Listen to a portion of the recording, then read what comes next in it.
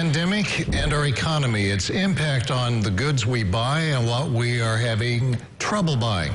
Inflation is causing worry for millions of Americans. A White House Assistant Press Secretary Emily Simons joins me now. And Emily, let's talk about the impact the pandemic has had on inflation and how the Biden administration hopes to turn that around, especially with this early winter surge that we're experiencing. Thank you so much for having me, Brad, especially on this important topic. You're absolutely right. The pandemic is at the center of a lot of these price hikes and supply chain issues that we are seeing. They're all connected. So as you can imagine, when there is a pandemic outbreak or when there's a new variant that causes a surge somewhere in the world, that affects our global supply chain. For example, when there is an outbreak in Southeast Asia, that can affect the production of semiconductor chips that are absolutely critical for our cars, dishwashers, computers.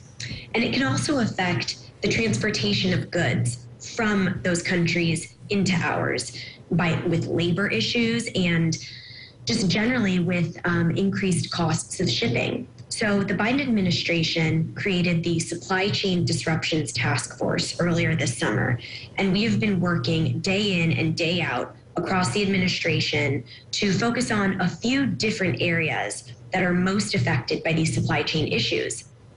One of those is semiconductors, another is food supply, and a third are the transportation bottlenecks at our ports. We're starting to see significant progress. First of all, we've seen a 20% drop in the global shipping cost to ship one container from China to California.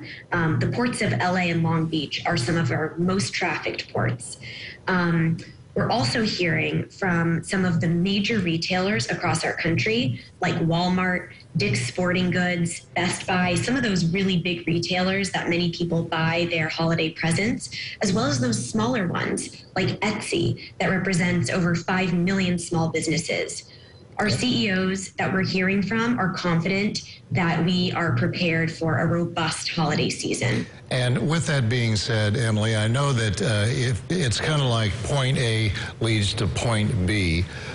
This is not going to be an overnight change because, you know, when my wife and I have gone into the grocery store, we're seeing those rising prices.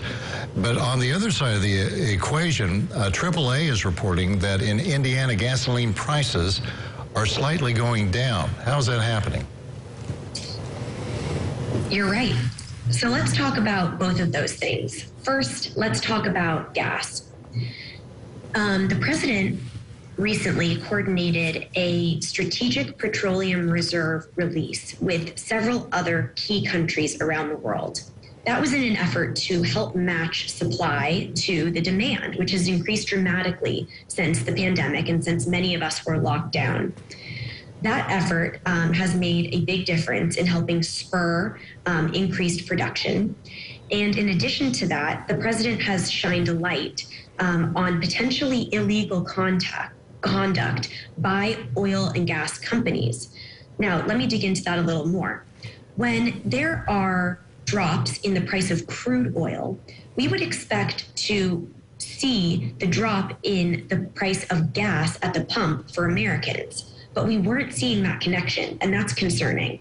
So the president asked the Federal Trade Commission to look into that to see if there's any potentially illegal conduct happening, because our number one priority is making sure that Hoosiers and Americans across the country are paying a fair price for gas. And right now, we're seeing in Evansville that cost of gas is about $3.16 on average, and that is lower than the 20-year average around the country. All right.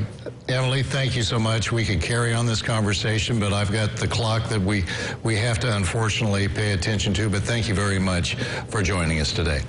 Thank you so much for having me.